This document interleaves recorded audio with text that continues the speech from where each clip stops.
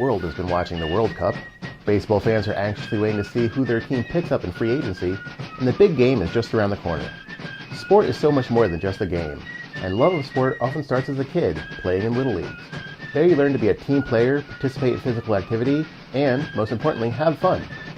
Joe Canzanella of the Connecticut High School Coaches Association joins Municipal Voice this week to talk youth sports, coaching, and more. We'd like to thank our sponsors, Gateway Community College and Housatonic Community College. The Municipal Voice is the Connecticut Conference of Municipalities podcast in collaboration with WNHH LP 103.5 FM. I'm your host, Matt Ford. As always, be sure to give us a like and let us know what you're thinking in the comments. CCM's Municipal Voice podcast continues to present a key forum on important state and local issues. The views expressed do not necessarily reflect the consensus views of CCM or member municipal leaders. Joe, thanks for joining us today. Thank you. I'm excited to be here. Okay, so we have you here as the executive director of the Connecticut High School Coaches Association. Could you give us a little bit of a background about the association, what you do, and how you came to be involved? Well, the association goes back to 1952. It was established fully then. In 51, there was a group of coaches and athletic directors that got together to try to form this association. It had a little trouble getting off the ground. Coaches and athletic directors' lives, even back then, were very busy. But it was actually formed in New Haven over at a meeting at the Ray Tompkins House or Yale University. And it was a group of athletic directors and coaches that put together from all over the state. The first executive director really officially was from Bristol, Connecticut. I am the third full-time executive director. There was Tom Monahan, was the executive director. He was from Bristol High School. And then John Fontana from Southington High School. Robert Cicchini took over upon John's passing in 2019, and in August of 2020, I assumed the position through an interview process and so forth. Yeah, so obviously John was running it for a very long time, and big 30 plus years. Big shoes to fill, certainly. But yes. you're not new to coaching and the theme by any means. Can you tell us a little bit about how you got into coaching and kind of your journey through sports coaching? Well, I'm from New Haven originally, graduated from Hill House High School, and I don't know. I guess I was impressed by coaches. My uncle, my mother's brother, was a PE teacher and a coach in Meriden, Connecticut, and he was probably the first influence I had. I remember being the ball boy at his football games when he was the head coach in Meriden, and from there, I don't know. I think it's my mother's influence that really got to me. My father wanted me to be a pharmacist. After I had my struggles with chemistry, I realized that pharmacy was not going to be my thing. But I got to be very close with coaches in high school from all the sports I participated in, and going. I remember being approached by a neighbor guy that was a policeman, and he said, "Joe, you'd be a great policeman in here in New Haven. You know the city." And I was 18 years old. I went, "No, I'm going to coach.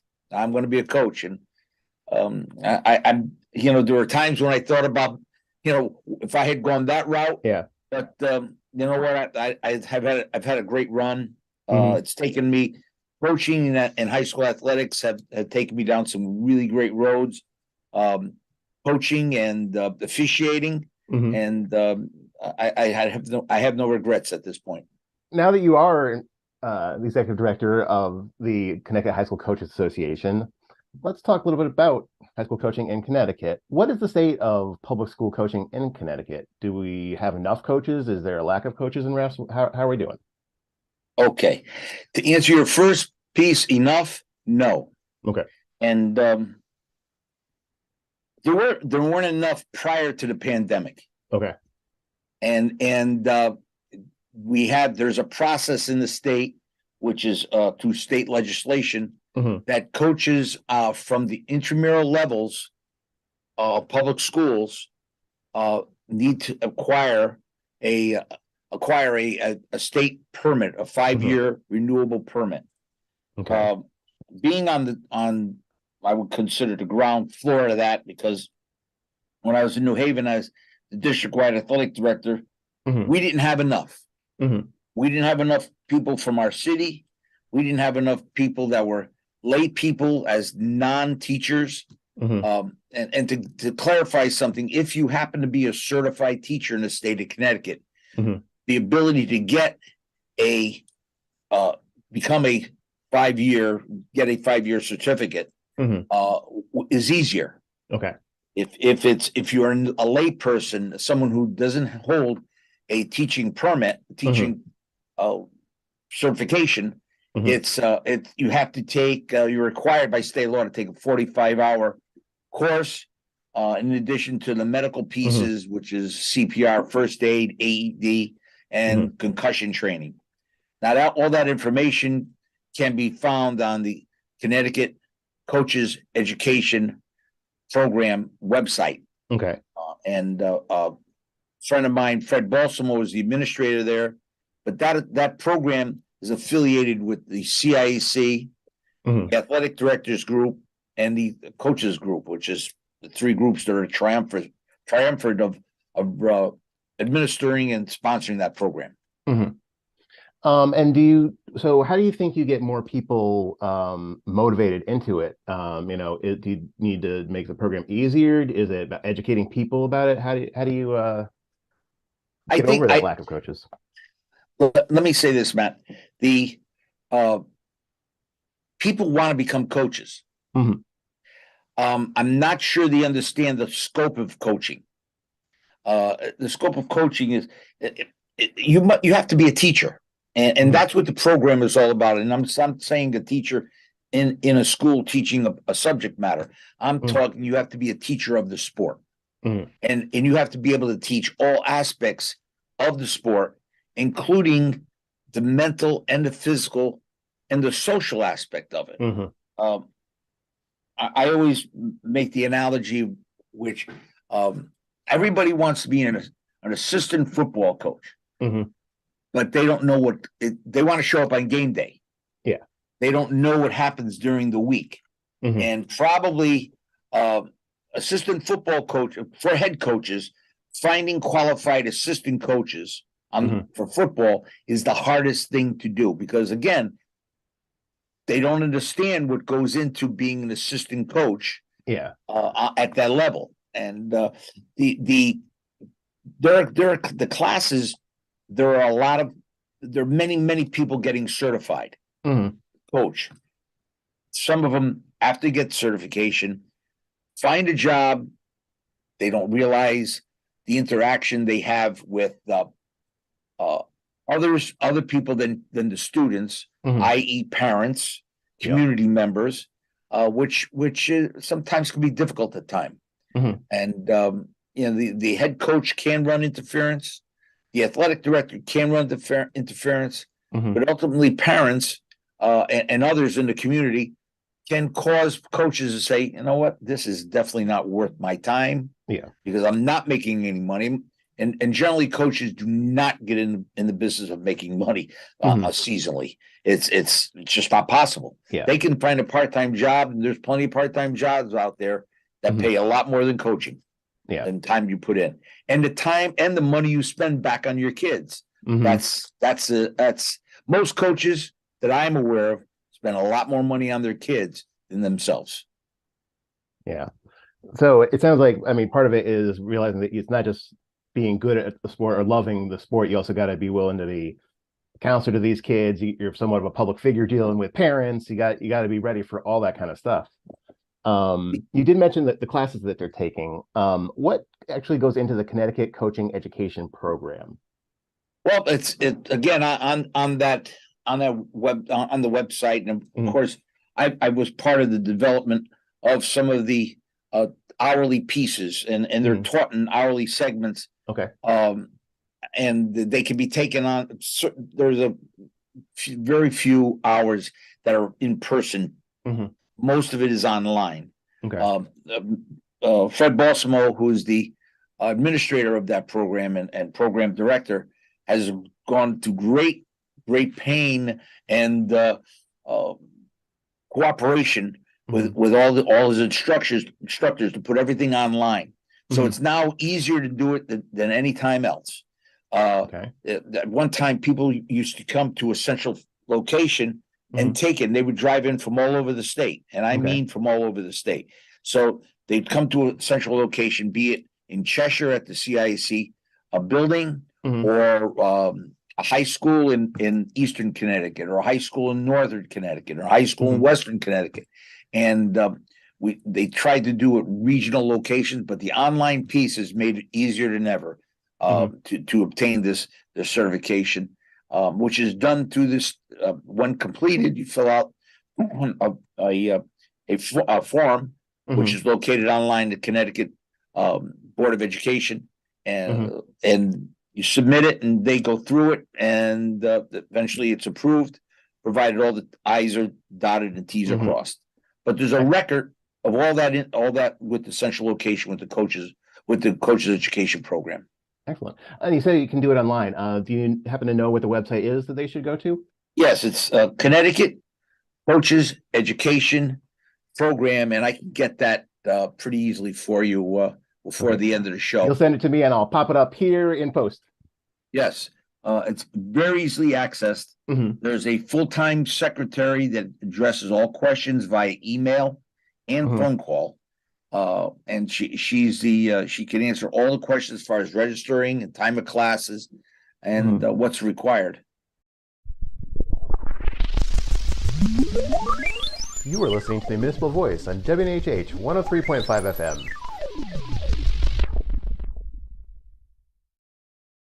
Well, I think one of the things that we always think of with coaches is motivation and motivating athletes. How do you, as coaches, get more motivation and understanding from young athletes?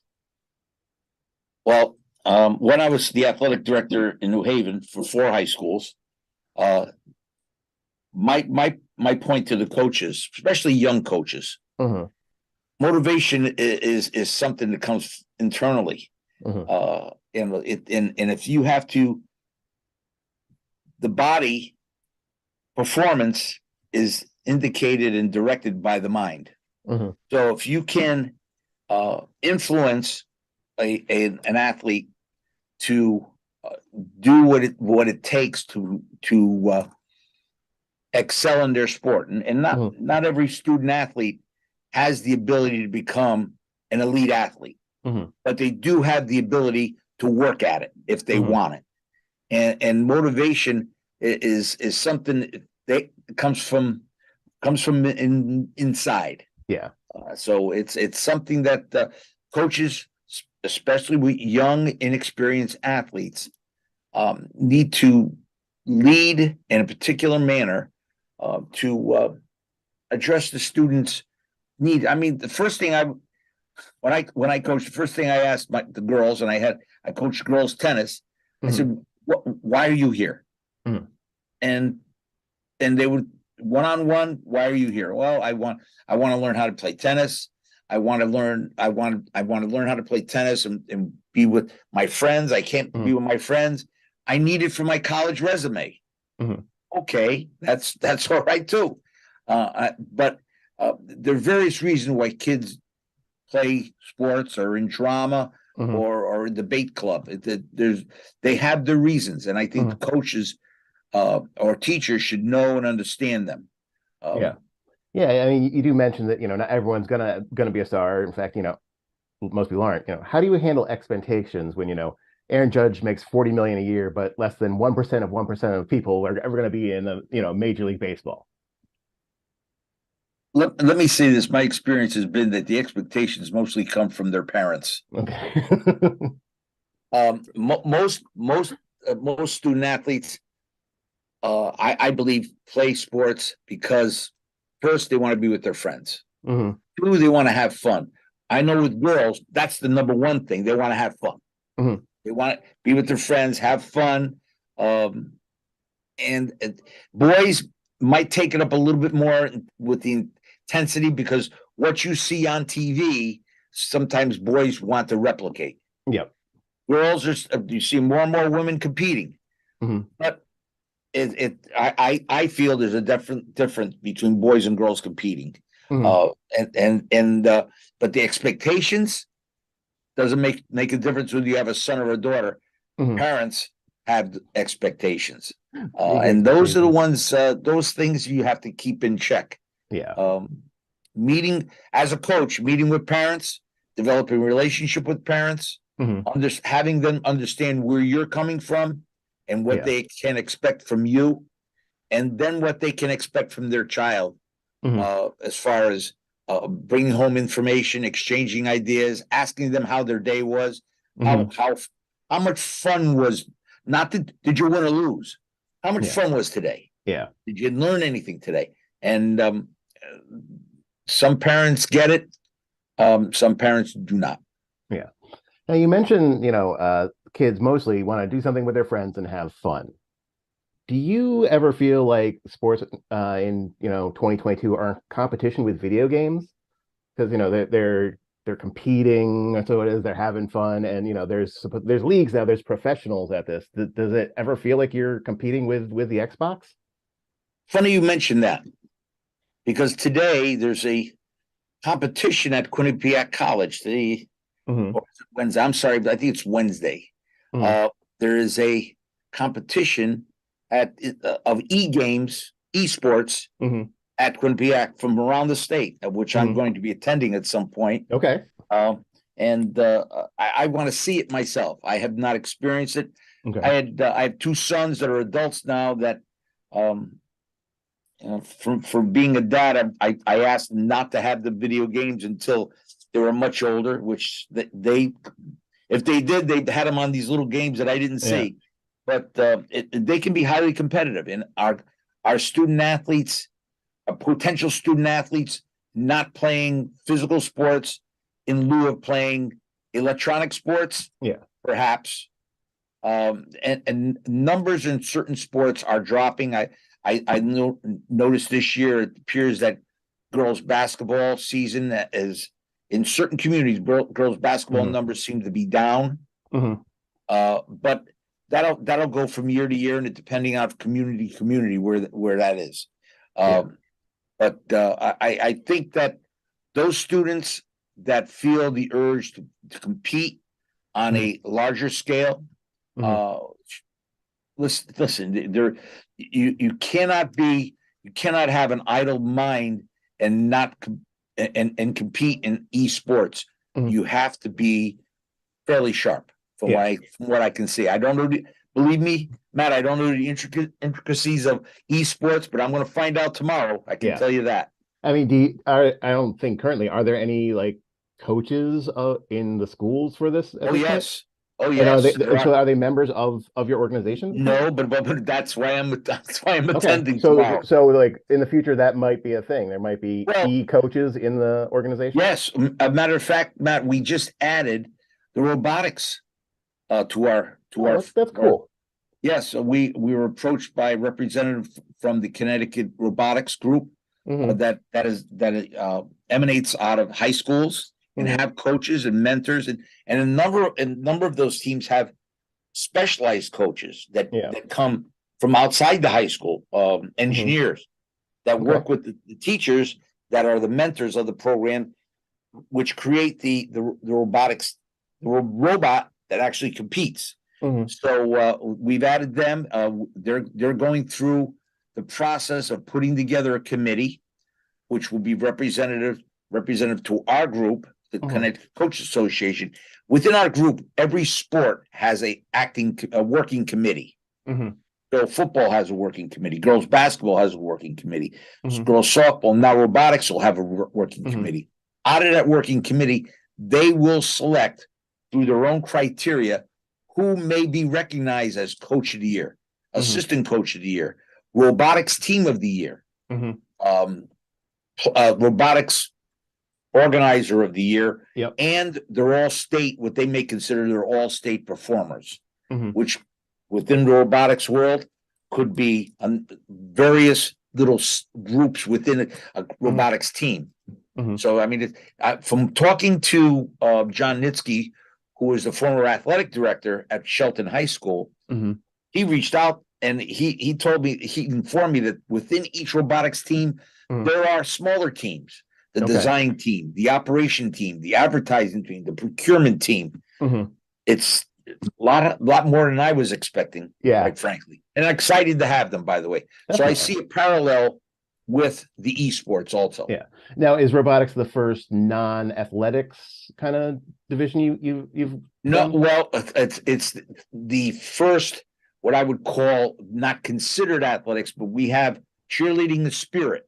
Mhm. That is not considered a CIC sponsored sport, but it's called an activity. Mhm. But yeah, but it is a physical thing, because I know, it is a physical thing. well, As some of the much other as things would have someone that would be called coach. Your model Yeah. UN, your debate team would have a coach. So I Right. don't know. Yeah, we don't at this point we don't have robotics is the first, what I would call non-physical activity, as we consider physical activity. Now, Yeah. believe me, I think if I was operating one of those robots and trying to get an angle on the other robot or trying to Yeah. win something, I'd break into a sweat. I'll tell you the truth.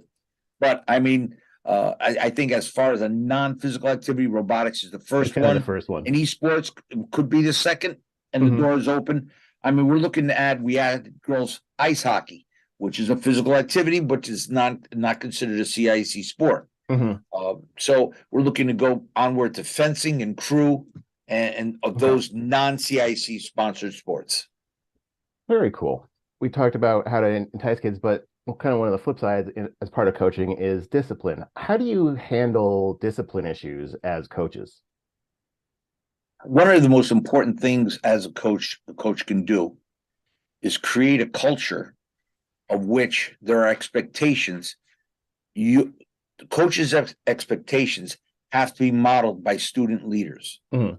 If student leaders understand your expectations as a coach and what is best for the team to progress through the season, well, let me back up, to start the season, because if you try to implement these expectations mid river, so to speak, it doesn't work out well. And there has to be a buy-in. Often you hear coaches on the college level, be it Gino Auriemma, who talks about really performance, expectations, and really the process. Nick Saban at Alabama talks about the process. The process is their expectations as it trickles down to their leaders within the team. When students hold each other to those expectations, it's much more rewarding, and they reach those expectations more than the coach. Yeah. Now, keep in mind, student athletes never want to let down their coach, but they don't want to let down their peers more. Yeah. That's even, when it comes down to it, is even a bigger pressure and influence on them is their peers. Yes. Using that teamship as a support, and also just to keep people in check on some Yes. levels. Yeah. Oh, I have a question from my show writer here. He wants to know, Yankees or Red Sox? Oh. Wow. Well, it's a clear cut. It's Yankees. And the only reason why I say it so quickly, because as a young man growing up in New Haven, my next door neighbor was a Red Sox guy. And we played endless hours of wiffle ball and endless hours of wiffle ball. I don't think I can throw a ball today because of that. I didn't throw well then either. But wiffle ball, and I was the Yankees and he was the Red Sox, and that's just the way it was. And he was a much better athlete than I, so he probably won most of the games. But to this day, it's the Yankees. There's no doubt. I'm sorry. And your producer is who? He'll be happy with that answer. He'll be happy. Okay, that's. Hey, we want to keep people. Brian happy. and research will not be happy, but that serves him right. Yeah, but I do like Big Poppy. Big Poppy's my guy. He's a good guy. Looking at the future of sports in Connecticut, let's talk about a couple of issues here. You mentioned that some sports have seen declining numbers in some years, and I know you've been a football coach. Talking about football, how do you handle issues like CTE, head injury stuff with sports? Well, the sports medicine section of the CIEC works with a group of doctors Mhm, that monitor and have tracked the number of hours. And now we have a limitation on the number of contact hours. And I'm talking about full contact hours mhm, within a week.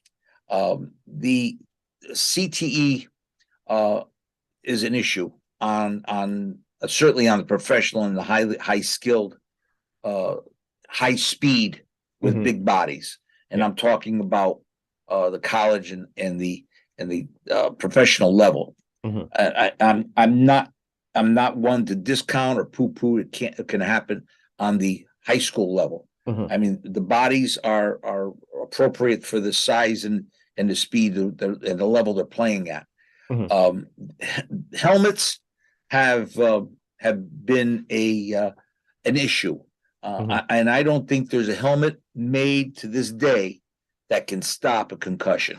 Yeah. They can. I've seen many of the new helmets that they have coming down the pike Mhm, that have various levels of man-made material, be it Kevlar and mhm, different designs and shapes. They go from round to being oval to having a little deflector in the front. You can see it on the professional level. If you see some of the helmets, it looks like a little cutout in the front of the mhm. helmet. That is that is sort of like a shock absorber to Okay. absorb it and spread it over the helmet.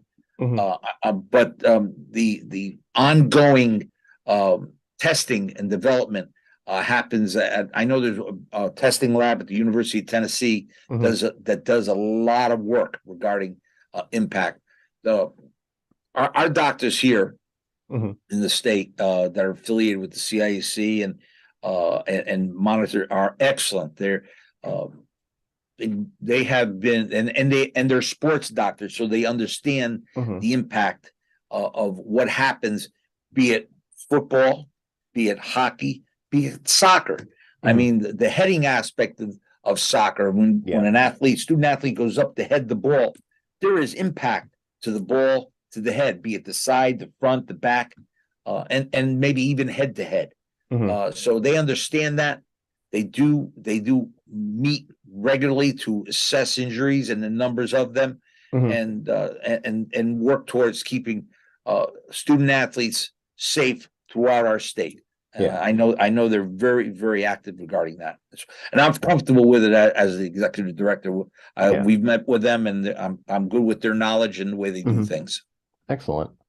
Um, so obviously parents consider things like safety when they're getting their kids into sports. Another thing that is a consideration for some parents is costs. The price of equipment for some sports can be high and difficult for kids to get into. What do you think we can do to maybe help with the cost for some parents, or how do we handle things like that? Well, let's start with in some schools there is a cost to join a team. It's Hmm. called a participation cost, and some schools have defrayed some of their budgetary woes onto the parents. So Hmm. there may be a cost to play for one student to play a sport during one season of maybe 50 to Hmm. $100. And then if there's two from the family, may go down to $75 each. Hmm. Every school that I know of has a scholarship program built Hmm. into that. So if a parent can't afford that, they can confidentially uh, apply or speak to some administrator within a Hmm. building, and they'll do it. It doesn't have to be broadcast Hmm. and to a point of embarrassment, because kids do get embarrassed with that type of thing. Yeah, If definitely. they're so they can uh, apply and speak to administrators, be it the athletic director, an assistant principal, or principal, that can help them out. Now, Hmm. regarding cost of equipment, there are GoFundMe pieces that happen. Hmm. There are a number of used equipment sites that Hmm. will gladly donate. I'm thinking particularly of hockey. Yeah. Hockey is probably the most expensive sport that's out there. I'm not sure there's as far as football is concerned, helmets, shoulder pads, all the equipment needed, most schools will supply. Maybe with the exception of footwear. Yeah. I mean, hockey's probably the most expensive, starting with the footwear. The skates are expensive. Again, most people that participate in this state have the socioeconomic resources to get that, get the equipment they need.